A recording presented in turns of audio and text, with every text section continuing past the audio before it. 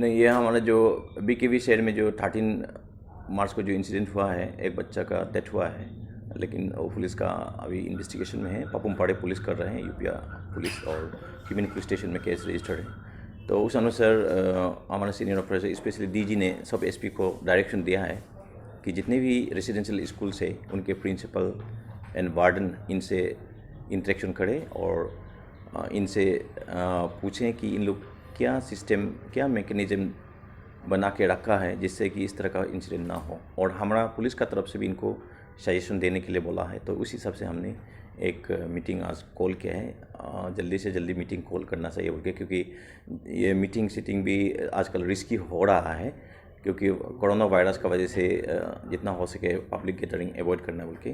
तो हमने इसलिए फटाफट आज ही कॉल किया, क्योंकि 1-2 दिन का डिले भी बहुत महंगा पड़ सकता है बोल के। तो आप लोगों ने किस किस विषय में बातचीत किया आज की मीटिंग में? हमने बहुत चीज़ों पर बात किया, जैसे कि ऑलरेडी सीबीएसई का एक गाइडलाइन है बोला है कि इस पर भी, और उसके साथ हमने सबको सजेस्ट किया है कि सीसीटीवी लगाएं जहां जितने भी स्कूल से हॉस्टल से, स्पेशली क्योंकि अब बात है कि वार्डन्स की बात है और हॉस्टलर्स की बात है। तो उसमें हम लोग ये सजेस्ट किया कि सीसीटीवी वल्नरेबल पॉइंट्स पे लगाएं, लेकिन उसको भी देखना है कि सीसीटीवी लगाते समय जो बच्चों का, स्पेशली जो गर्ल्स चिल्ड्रन का, उसका प्राइवेसी पे फिर इंट्रूजन ना हो, वो भी देखना है। उसके साथ कुछ टीचर्स लोग का भी सजेशन अच्छा है कि इन लोग एक एक रूम में, जो हॉस्टल रूम में, उसमें वार्डन भी सोते हैं। जैसे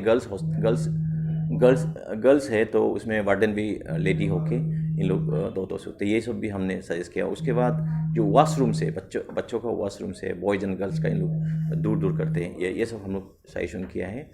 उसके बाद हमने इनको एक ये आइडिया दिया। इवन हमने थोड़ा सा इनको ब्रीफली जो protection of children from sexual offences act, उसमें क्या क्या होते हैं, और इवन हम प्रिंसिपल को भी बता दिया और वार्डन को भी कि इन लोग अगर कुछ जो भी सेक्सुअल हरासमेंट हो, सेक्सुअल असॉल्ट हो, या any kind of harassment student को हो रहा है, तो एनी काइंड ऑफ जो ऑफेंस जो आता है पॉक्सो में, अगर वो रिपोर्ट नहीं करते हैं, ये नहीं बोल सकते हैं कि इन लोग हमें मालूम नहीं था। तो प्रिज्यूम्पशन ये हो कि इन लोग मालूम होकर रिपोर्ट नहीं किया, तो उस अनुसार प्रिंसिपल या जो कंसर्न वार्डन है उनको भी कानूनी तौर पे उन पर भी केस बनता है। तो जैसे कि ये इसमें भी शायद शहर में भी अरेस्ट किया होगा प्रिंसिपल और टीचर को भी, और लिकावाली में भी 2012 में अराउंड 15-16 स्टूडेंट को मोलेस्ट किए थे। तो मैं यहाँ एसपी सिक्योरिटी में था, मुझे उधर मेरे गवर्नमेंट ने भेजा था इन्वेस्टिगेशन के लिए पे, उस पर भी हमने प्रिंसिपल और टीचर लोग को भी अरेस्ट किए थे। तो और एक स्कूल हम लास्ट ईयर भी हम सिर्फ मोलेस्टेशन और हरासमेंट की बात भी नहीं है, हमने इवन सेफ्टी मेजर्स पर भी हमने ध्यान देने को बोला है टीचर्स को। क्योंकि लास्ट टाइम नाहरलगुन में 2019 को एक बच्चा जो है छत से गिर के मर गया था ग्रीन पार्क स्कूल में। तो उसको हमने डीसी को डायरेक्ट लिख दिया कि ये जो सेफ्टी मेजर्स नहीं लिया, इस स्कूल को बंद कर देना। तो डीसी ने भी यस बोल के वो स्कूल तो बंद कर दिया। हमने ये भी हम वार्निंग दिया, आप लोग सेफ्टी मेजर लेना पड़ेगा। तो हम नहीं होने से हम लोग जरूर लिख सकेंगे कि आपका स्कूल बंद हो। सर पिछले दिन कमेटी भी बनाया गया था डीसी के अंदर में सर, पिछले साल में। हाँ, उसी वजह से कमेटी बनाया था। स्कूल भी विजिट करना है बोलते। हाँ। तो अभी फिर आप लोग मीटिंग कर रहे हैं, तो इस बार आप लोग फील्ड विजिट करने वाले, और कब तक रिपोर्ट सबमिट करेगा सर?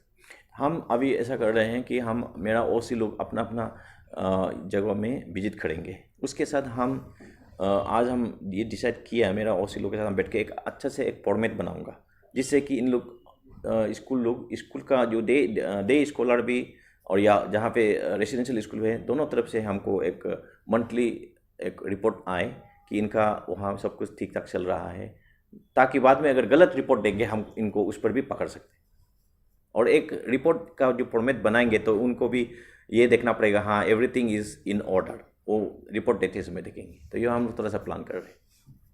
सर जैसे कि आपने कहा कि हर हॉस्टल, जैसे अभी डीपीएस का 2 मैडम मुझे बात कर रहे थे कि अरे सर ये पुलिस वेरिफिकेशन कैसा करना है, कहाँ से मिलेंगे। हमने बता दिया कि पुलिस वेरिफिकेशन के लिए जो हम लोग टेनेंट वेरिफिकेशन भी बोलते हैं, पुलिस वेरिफिकेशन, वो हमारा फॉर्मेट जो है सब थानों में मिलेगा, वहाँ से आप कलेक्ट करके फॉर्म फिलअप कीजिए, और उस पर आपका जो पर्टिकुलर पर्सन का कम से कम एक आईडी प्रूफ लाइक आधार कार्ड या उनका ड्राइविंग लाइसेंस जो मतलब पक्का है, जो मतलब वैलिड मंथ है, वो कम से कम हमें दे, ताकि वो कुछ क्राइम करके भागने का भी ना सोचे। अगर भागने से भी ये उनको दिल में रह जाएगी तो अभी पकड़ लेंगे। क्यों यहाँ पे ऐसा है कि हमारे यहाँ के लोकल लोग भी, ट्राइबल लोग भी, या इवन नॉर्थ ईस्ट के लोग क्या करते हैं, थोड़ा हर चीज़ को लाइटली लेते हैं। तो उस वजह से यहाँ क्राइम करके यूपी बिहार में भी कभी कभी भाग जाता है, केरला में भी भाग जाता है, तो उसका अता पता नहीं रहता है। तो उसका अता पता होना बहुत ज़रूरी है, बोल के आज हम ये भी बोला कि पुलिस वेरिफिकेशन बना के रखना है, ताकि वो भी एक डिटरेंट होगा। अरे मुझे तो मालूम हो गया, ये तो कुछ करके हम भागने का नहीं सोच सकते। और प्लस उसमें ये भी है कि अगर हॉस्टलर्स बॉयज़ है उस रूम में, तो उसमें वार्डन भी लड़का ही हो। उसी तरह अगर हॉस्टलर्स गर्ल्स है, उसमें वार्डन लड़की भी हो, तो उसका भी कैरेक्टर अच्छे से वेरीफाई करके, और उस पर भी प्रिंसिपल एंड ये का वाइस प्रिंसिपल हेड मास्टर लोग का निगरानी पीस में रहना चाहिए।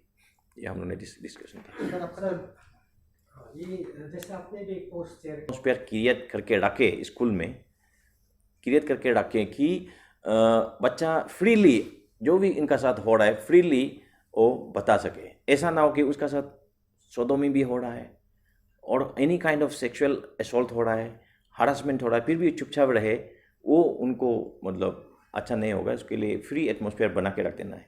उसके साथ हमने ये भी बोला कि कुछ बीच में इवन जो काउंसिलर को बुलाना है, साइकेट्रिक्स ये सब होता है ना, जो बच्चा का चाइल्ड साइकोलॉजी जानने वाला, उस पर भी कम से कम 1 वीक में कम से कम इन लोग इस पर बच्चों के साथ थोड़ा इंटरेक्ट करने देना चाहिए, ताकि बच्चा जो है निकल के आए उसका साथ क्या हो रहा है। कभी कभी सच्ची का इन लोग रिपोर्ट नहीं करते बच्चे भी, और प्लस सभी एग्री करते हैं कि स्कूल अथॉरिटीज़ ही रिपोर्ट नहीं करते बहुत केसेस में, क्योंकि इन लोग सोचते हैं कि इसको रिपोर्ट करने से थाना में आते जाते रहना पड़ेगा, कोर्ट में जाते रहना पड़ेगा। वो एक तो है। दूसरा है कि इन लोग का स्कूल का रिपुटेशन फिर ख़राब हो जाएगा, बाद में नेक्स्ट ईयर फिर एडमिशन नहीं मिलेगा, वो सब का इनका शायद कैलकुलेशन रहता हो। हमने उसको इसलिए थोड़ा वार्निंग टाइप से भी बोला है कि ऐसा ना हो, और हम नहीं चाहेंगे कि किसी प्रिंसिपल को अरेस्ट करना पड़े, इसलिए हम बोल दिया कि आप ऐसा मतलब नौबत आने मत दीजिए, बल्कि आप